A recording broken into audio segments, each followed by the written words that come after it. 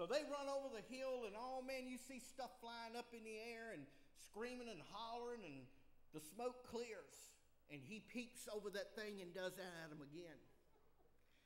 So the Egyptian commander, not to be outdone, he said, I want 50 of my best men to go over there and kill that Jew. And so they go flying over the hill, man, charging with their weapons, and of all the noise and the screaming and the hollering and the fur flying, literally, you know, and then when the smoke clears, he peeks over the thing and does that at him again. And so the Egyptian commander says, I want all of you, get over there and take him out. And so just hundreds of them storm over that sand dune, and of all the noise and the hollering and carrying on, and then when the smoke starts to clear, there's 2 or 3 Egyptian soldiers tore all to pieces, running over the sand dune and hollering, it's a trap, people, there's 2 of them. The rest of y'all will get that about 2 in the morning. God blesses his people. And let me tell you something, if you are walking in God's will, 1,000 people cannot take you out.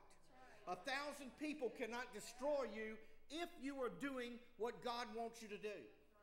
And so all of these Philistines were coming upon Samson, and in verse 15 of chapter 15, he found a jawbone of a donkey.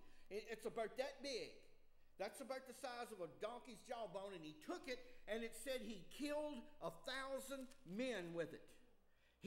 That's the only weapon he had, and he took out 1,000 men. Now, heretofore, Samson had been teetering, tottering on the fence. Maybe you are on that fence this morning, and you're wondering which way you're going to straddle and get over. You know, and am I going to get on the side of what I want to do and the way I want to do it? Or am I going to get on the side of the fence where God is in control and where God wants to do something with me and where he can bless me? And maybe that is your decision this morning because you are so tempted by everything that's going on in this world. And let's just be honest.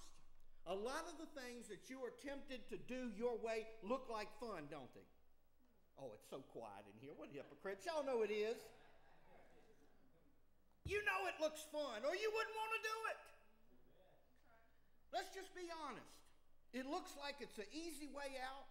It looks like it's the fast way to handle something, and it looks like it's more fun than on the other side of that fence serving God. But let me tell you something. That's a lie of the devil. He is conning you, and he is the greatest proponent of false advertising that has ever existed. Yeah. He can make it look so pretty. I just remember those beer commercials he used to put on, and the devil put them on because every time somebody would pop a can of like Stroh's beer, the Swedish bikini team would come down on ropes and land in front of him. I'm sorry, but that don't happen. Now, if you drank about 20 of them, maybe all the women would look like the Swedish bikini team, but they're not going to come down on a rope. I'm sorry. That's a lie of the devil. About the only thing you're going to get is liver damage and time in jail. And there ain't going to be no Swedish bikini team coming to visit you in jail. But that's the way the devil does. It's false advertising, and Samson is getting ready to fall for it. Now, anybody guess what Samson's weakness is? Boy, that was easy, wasn't it? Women. Yeah. And that was his weakness. And the wrong kind of women. The ones that are going to bring him down. And let me tell you something. God has somebody for everybody in here. And be patient and wait and don't jump for the first thing that comes along because you will regret it. Trust me on that. You will. Chapter number 16, Samson went down to Gaza, and he saw there a harlot, and he went in unto her, and it was told by the Gazites, saying, Samson has come here, and they circled him and laid wait for him all night in the gate of the city, and were quiet all the night, saying in the morning, when it is day, we're going to kill him. And so Samson lay there till midnight, and arose at midnight, and took the doors of the gate of the city, and the 2 posts, and he went away with them, and put them upon his shoulder, and carried them up to the top of the hill that is before Hebron. That's several 1,000 pounds, probably about the weight of a mid-sized car. And he put it on his shoulders and walked up to the top of the hill with it. God is still trying to bless him, and he's not listening. God will give you several chances. And thank God he's the God of the second chance and the third chance. But eventually those chances are going to run out, and he's going to say, time is up. I'm done with it. Don't push it. Make it right with him now and obey him now, and then you won't have to pay for all of those stupid mistakes later on. Now, it came to pass afterward that he loved a woman in the valley of Sorek whose name was Delilah. Oh, Lord. But not too many people name their daughters Delilah. Not too many people name their sons Adolf anymore, do they? Not many, because what is that? Synonymous with bad. You know, about the only Delilah that I know of is the lady DJ that's on at night, and she's got a lot of guts to have her name that, but she's actually a Christian. Woo. But anyway, the lords of the Philistines came to her, and then this is what they told her to do. They said, entice him, and let's see where his great strength lies, and by what means we might prevail against him, that we may bind him to afflict him, and we will give every one of us 1,100 pieces of silver. That's a lot of money. And here was a woman that he had gotten up with that could be bought. He had picked the wrong woman. He had one that was for sale, that didn't have integrity, and he fell in love with her, and now she's going to bring him down. Delilah said to Samson, tell me, I pray, where your great strength lies and where you might be bound to afflict thee. And so he lied to her, and he said this, if they bind me with 7 green withs that were never dried, then I shall be weak and be as other men. And so she set him up, and she tied him up with those things. And then she said, that it says the lords of the Philistines brought up 7 green withs that had not been dried, and she bound him with them, and now there were men lying in wait, abiding with her in the chamber. She said, the Philistines be upon thee, Samson. And he broke the withs as a thread is broken when it touches the fire, so his strength was not known. So she's going to try him again. Let me tell you something. The devil knows your weakness. Don't think for one moment that he don't know. He knows what it's going to take to bring you down, and he's going to try everything he can in order to do it. Delilah said to Samson, behold, you've mocked me and told me lies. Now tell me, I pray, where you might be bound. And he said, if they bind me fast with new ropes that were never occupied, then I shall be weak and be as another man. So Delilah took new ropes and bound him therewith and said, the Philistines be upon thee, Samson. And they were lying in wait again in the chamber, and he broke them from off his arms like a thread. The devil's persistent too. He won't leave after the first try or the second try. He is persistent, and he is going to hammer away and try, and that's why it's important that you have your armor on and that you have your strength and that you walk with the Lord. Delilah said to Samson, hitherto you've mocked me and told me lies. Tell me with where you might be bound. And if he said, if you weave the 7 locks of my head with a web. And so she fastened it with a pin, and of course he got up and walked away with that. And so in verse 16, it came to pass when she pressed him daily with her words and urged him so that his soul was vexed unto death, that he told her all his heart and said unto her, there hath not come a razor upon my head, for I have been a Nazarite unto God from my mother's womb. If I be shaven, then my strength will go from me, and I will become weak and be like any other man. The devil will find your weakness, and the devil will exploit it. And when you are down, he will kick you. Please understand, the world is no friend of the Christian, and Satan is your enemy no matter how good he makes something look. And he will exploit, he'll find your weakness, he'll exploit it, and then when you're down, he will kick you. And so this time that was the real thing, and the Philistines took him. And in verse number 21, it says they took him and they put out his eyes. They took hot metal rods and burned his eyes out with them. That's the way the Philistines did their thing back then. And they brought him down to Gaza, and they bound him with chains or fetters of brass, and he did grind in the prison house. Let me tell you what his job was. He did the job of a donkey.